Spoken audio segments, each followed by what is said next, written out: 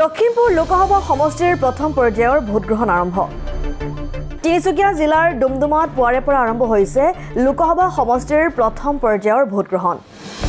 লখিমপুৰ লোকসভা সমষ্টিৰ ভাৰতীয় জনতা দল আৰু মিত্ৰজোঁটৰ প্ৰাৰ্থী প্ৰদান বৰুৱাৰ ডুমডুমা সমষ্টিৰ প্ৰতিনিধি মূলেন্দ্ৰ মৰাণ আৰু তিনিচুকীয়া জিলা কংগ্ৰেছৰ উপসভাপতিক ইতিমধ্যে ভোট কেন্দ্ৰত উপস্থিত হৈ ভোট প্ৰদান কৰা দেখা গ'ল। বিজেপিৰ ডুমডুমা সমষ্টিৰ প্ৰতিনিধি মূলেন্দ্ৰ মৰাণে বিজেপিৰ নেতৃত্বত তৃতীয়বাৰলৈ মোদী চৰকাৰ গঠন হ'ব বুলি মতামত আগবঢ়ায়। আনফালে কংগ্ৰেছৰ উপসভাপতিগৰাকীয়ে বিজেপিক কঠোৰ ভাষাৰে সমালোচনা কৰি INDIA বিৰোধী ঐক্য মঞ্চই চৰকাৰ গঠন কৰিব আৰু ৰাইজে বিজেপিৰ ভ্ৰষ্টাচাৰ আৰু দুৰ্নীতিৰ বিৰুদ্ধে থিয় দিব বুলি আশা প্ৰকাশ কৰে।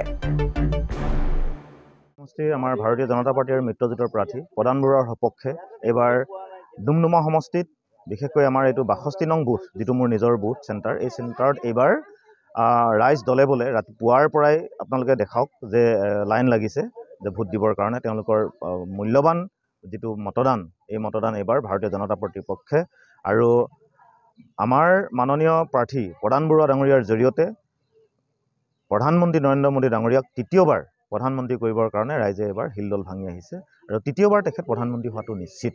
গতিকে মই সকলোকে আহ্বান জনাইছোঁ, যিসকলে এতিয়ালৈকে মতদান কৰিবলৈ অহা নাই, তেওঁলোকে দলে বলে আহি যাতে তেওঁলোকৰ মূল্যৱান যিটো ভোটৰ অধিকাৰ, এই অধিকাৰটো সাব্যস্ত কৰক আৰু সেই ভোটদান যাতে ভাৰতীয় জনতা পাৰ্টিৰ পক্ষত দিয়ক, পদুম ফুলৰ চিহ্নত দিয়ক আৰু আমাৰ বিশ্বগুৰু নৰেন্দ্ৰ মোদী ডাঙৰীয়াক তৃতীয়বাৰৰ কাৰণে প্ৰধানমন্ত্ৰী কৰি দেশ আৰু জাতিৰ স্বাৰ্থ সুৰক্ষিত কৰক।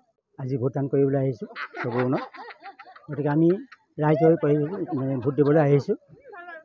যি মিছিলে চৰকাৰ উৎখাত কৰিবৰ কাৰণে ইয়াত আহিছোঁ আৰু আমি গণতন্ত্ৰ ৰক্ষা কৰিবৰ কাৰণে ভোট দিবৰ কাৰণে আহিছোঁ। নিজৰ যি ভোটৰ অধিকাৰ আছে সেই ভোটৰ অধিকাৰ সাব্যস্ত কৰিবলৈ আহিছোঁ। আমি আশা কৰিছোঁ ইয়াত যেনেধৰণে ৰাইজে আহিছে সকলোৱে যি মিছিলে চৰকাৰ উৎখাত কৰিবলৈ মাৰ মাৰি আহিছে, আমি সেইটোৱে আশা কৰিছোঁ যে ভৱিষ্যতে ইণ্ডিয়াৰ যি গঠবন্ধন চৰকাৰ আছে সেই চৰকাৰ গঠন হ'বলৈ আমি আশা প্ৰকাশ কৰিছোঁ।